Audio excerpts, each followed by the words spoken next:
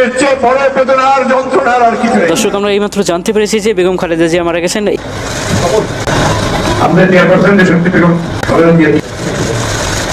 দর্শক, আপনারা দেখতে পাচ্ছেন বিএনপির মহাসচিব লাইভে এসে সরাসরি খালেদা জিয়ার কথাটি জানাতে গিয়ে তিনি কিন্তু আবেগে আপ্লুত হয়ে যাচ্ছেন। দেশে ফিরতে পারেন তারেক রহমান। গভীর রাতে প্রধান উপদেষ্টা ডক্টর ইউনূসকে ফোন দিয়ে দেশে ফেরার তারিখ নিশ্চিত করলেন তারেক রহমান।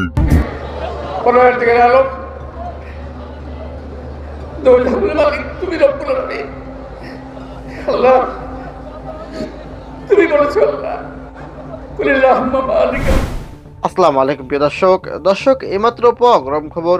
দর্শক শ্রোতা, এবার খুবই গুরুতরভাবে অসুস্থ হয়ে পড়েছেন সাবেক প্রধানমন্ত্রী বেগম খালেদা জিয়া। দর্শক, আজকের এই সম্পূর্ণ ভিডিওটি দেখলেই সবকিছু বুঝতে পারবেন। ভিডিওটি খুবই গুরুত্বপূর্ণ, তাই বলছি সম্পূর্ণ ভিডিওটিকেও স্কিপ করবেন না। এবং যারা এমন নিত্য নতুন আপডেট খবর দেখতে পছন্দ করেন তারা অবশ্যই চ্যানেলটি সাবস্ক্রাইব করে আমাদের সাথে থাকবেন। দর্শক, তাই আর বেশি কথা না বাড়িয়ে চলুন বিস্তারিত ভিডিও দেখে আসি। আল্লাহুম্মা আমিন। ইয়া আল্লাহর রহমানির রহিম, পরওয়ারদিগার আলম,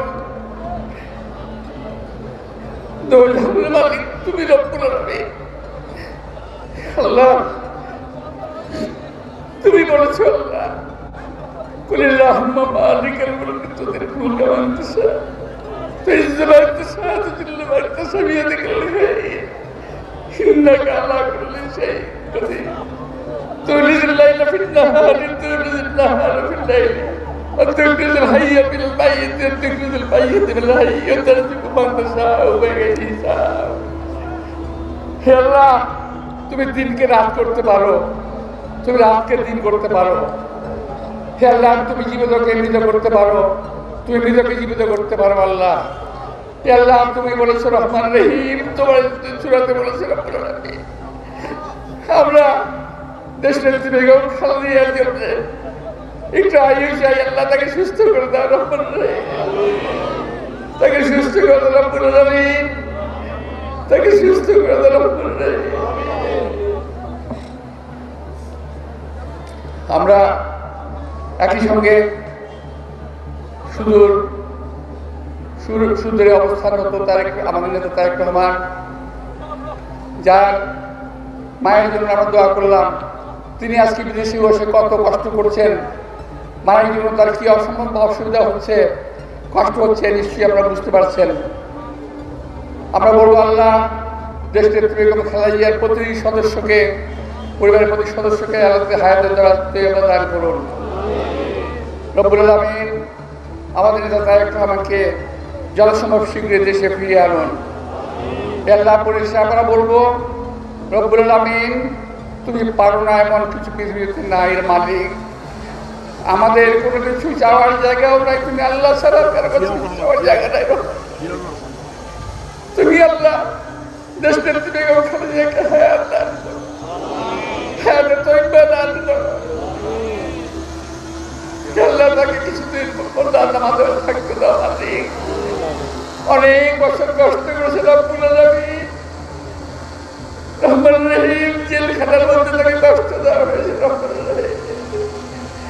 এই জেলখানায় তাকে আল্লাহ, এই জেলখানার ভিতরে তাকে স্লো পয়জনিং করা হয়েছে। আল্লাহ, আমি দৃঢ় বিশ্বাস করি জেলখানা তার সঙ্গে বহুবার আমি দেখা করেছি, আমি বহুবার তার কষ্ট প্রত্যক্ষ করেছি। আল্লাহ, যারা তার প্রতি অবিচার করেছে আল্লাহ, তুমি তাদের বিচার করেছো। আমি এই তাদের বিচার চাই রব্বুল আলামিন। দেশনেত্রী বেগম খালেদা জিয়ার চোখ থেকে আমরা পানি দেখছি আল্লাহ, যারা এই কাজটা করেছে রহমান রহিম, তাদের প্রতি তুমি তোমার যথাযথ বিচার রাখার ব্যবস্থা করো রব্বুল আলামিন, তুমি দয়া করো রহমান রহিম। গভীর রাত, রাজধানী গুলশান 2-এর ফেরদৌস টাওয়ারের 13 তলায় আলো জ্বলছে শুধু একটি ঘরে। ঠিক তখনই বাজে একটি এনক্রিপ্টেড কল, যার ওপাশে ছিলেন বিএনপির নির্বাচিত নেতা, দলের ভারপ্রাপ্ত চেয়ারম্যান তারেক রহমান। তারেক রহমান বলেন, স্যার, আমি ফিরছি, সময় এসেছে। এই এক বাক্যে রাতের নিস্তব্ধতা যেন ভেঙে চুরমার হয়ে গেল। ফোনের এপাশে ছিলেন বাংলাদেশের প্রধান উপদেষ্টা, অন্যতম রূপকার ডক্টর মোহাম্মদ ইউনূস। তারেক রহমান গত 17 বছর ধরে লন্ডনে নির্বাসিত জীবন কাটাচ্ছেন। দুর্নীতির মামলায় সাজাপ্রাপ্ত হলেও রাজনৈতিক আশ্রয়ে তিনি ব্রিটেনে বসবাস করে আসছিলেন। তবে 2024 সালে বিশ্ব রাজনীতির পালাবদল এবং বাংলাদেশের নতুন প্রজন্মের রাজনৈতিক দাবি ও চাপের মুখে তার দেশে ফেরা নতুন করে আলোচনায় আসে। গতকাল রাতে তারেক রহমান হঠাৎ করেই ডক্টর ইউনূসকে কল করেন। ফোনের সংক্ষিপ্ত সংলাপে তিনি জানান, নির্বাচনের আগেই আমি ফিরব, বাংলাদেশকে আর দূর থেকে নয় মাটির কাছ থেকে নেতৃত্ব দিব। ডক্টর ইউনূস ফোন রিসিভ করতে ওপাশে তারেক রহমান বলেন, প্রধান উপদেষ্টা হিসেবে আপনার কৌশলগত পরামর্শ আমার জন্য অপরিহার্য। আমি ফিরতে চাই দেশের সব শ্রেণী পেশার মানুষের জন্য, বিশেষ করে নতুন প্রজন্মের জন্য।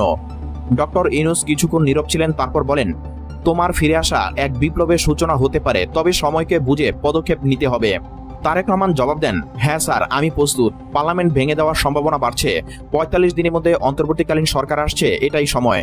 বিশেষ নিরাপত্তা ও গোয়েন্দা তথ্য বিশ্লেষণ করে তারেক রহমানের ফেরার জন্য 3টি আন্তর্জাতিক রুট যাচাই করা হয়েছিল। তবে সর্বশেষ সিদ্ধান্ত অনুযায়ী তিনি রাতে লন্ডন থেকে কাতার এয়ারওয়েজের দোহার উদ্দেশ্যে রওনা দিবেন।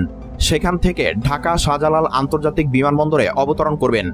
বিএনপির দায়িত্বশীল সূত্রে জানা গেছে, তার আগমনকে কেন্দ্র করে ঢাকায় দলীয় নেতাকর্মীদের জড়ো হওয়ার নির্দেশনা দেওয়া হয়েছে। গুলশানে বিএনপি চেয়ারপারসনের বাড়ি ফিরোজাতে গত 10 দিন ধরে ব্যস্ততা তুঙ্গে। অন্দরসজ্জা পরিবর্তন, নিরাপত্তা বাহিনীর বাড়তি নজরদারি, এমনকি পাশের ভবন আদিবা রেসিডেন্সেও আধা সামরিক বাহিনীর সাদা পোশাকে অবস্থান নিশ্চিত করা হয়েছে। বিশেষ সূত্রে জানা গেছে, ডক্টর ইউনূসের সঙ্গে আরও একাধিক বৈঠকের পর তারেক রহমানের জন্য একটি নতুন রাজনৈতিক সেল গঠনের পরিকল্পনা গ্রহণ করা হয়েছে, যেখানে তরুণ নেতৃত্বকে অগ্রাধিকার দেওয়া হবে। তারেক রহমানের দেশে ফেরার খবর আন্তর্জাতিক কূটনৈতিক মহলেও আলোড়ন তুলেছে। যুক্তরাজ্য, ইউরোপীয় ইউনিয়ন, ওআইসি এবং জাতিসংঘের বাংলাদেশ বিষয়ক পর্যবেক্ষক টিম এ বিষয়ে বিস্তারিত তথ্য সংগ্রহ করছে। ঢাকাস্থ মার্কিন দূতাবাসের একজন সিনিয়র কর্মকর্তার নাম প্রকাশ না করার শর্তে বলেন, বাংলাদেশের রাজনৈতিক পরিপ্রেক্ষিতে তারেক রহমানের প্রত্যাবর্তন একটি গুরুত্বপূর্ণ মোড় ঘোরানোর ইঙ্গিত দিতে পারে। বিএনপির সিনিয়র যুগ্ম মহাসচিব রুহুল কবির রিজভী এক জরুরি সংবাদ সম্মেলনে জানান, আমরা আমাদের নেতার ফেরার দিনক্ষণ জেনে আবেগ আপ্লুত। দেশকে দুঃশাসন থেকে মুক্ত করার জন্য তারেক রহমান নিজ হাতে আন্দোলন পরিচালনা করবেন, এটাই আমাদের আত্মবিশ্বাস। দেশে ফিরে তিনি গ্রেফতার হবেন কিনা তা নিয়ে তীব্র জল্পনা চলছে। বিএনপির দাবি, তার বিরুদ্ধে রাজনৈতিক উদ্দেশ্য প্রণোদিত মামলা রয়েছে এবং অন্তর্বর্তীকালীন সরকার গঠনের আগে বিশেষ ক্ষমা ও রাজনৈতিক সমঝোতার মাধ্যমে তারেক রহমানকে নিরাপদে দেশে ফেরানো সম্ভব হবে। এমনকি একটি সূত্র জানায়, অন্তর্বর্তীকালীন সরকারের আলোচনায় তাকে গণতান্ত্রিক পুনর্বাসন প্রক্রিয়ায় আওতায় আনার প্রস্তাব দেওয়া হতে পারে। তারেক রহমানের প্রত্যাবর্তনের খবরে রাজধানী সহ সারা দেশে বিএনপিপন্থী ছাত্রদল, যুবদল ও স্বেচ্ছাসেবক দলের নেতাকর্মীরা উচ্ছ্বাস প্রকাশ করেছে। রাজশাহী, চট্টগ্রাম, কুমিল্লা ও সিলেটের বিভিন্ন স্থানে মিছিল ও মিষ্টি বিতরণ চলছে। তারেক রহমানের এই প্রত্যাবর্তন হবে কেবল একটি রাজনৈতিক সিদ্ধান্ত নয়, বরং একটি প্রতীক, একটি ফিরে আসা, একটি জবাব, একটি প্রতীক। দর্শক, আশা করি সম্পূর্ণ ভিডিওটি না এখানে দেখেছেন এবং এই ভিডিওটি থেকে আশা করি আপনারা অনেক কিছু বুঝতে পেরেছেন। দর্শক শ্রোতা, এই ভিডিওটি থেকে আপনার যদি কোনো মতামত থেকে থাকে তাহলে আপনার মূল্যবান মতামতটি অবশ্যই কমেন্ট করে জানিয়ে যাবেন। আজকের ভিডিওটি পর্যন্তই, দেখা হবে পরবর্তী ভিডিওতে। সে পর্যন্ত ভালো থাকুন, সুস্থ থাকুন, আল্লাহ হাফেজ।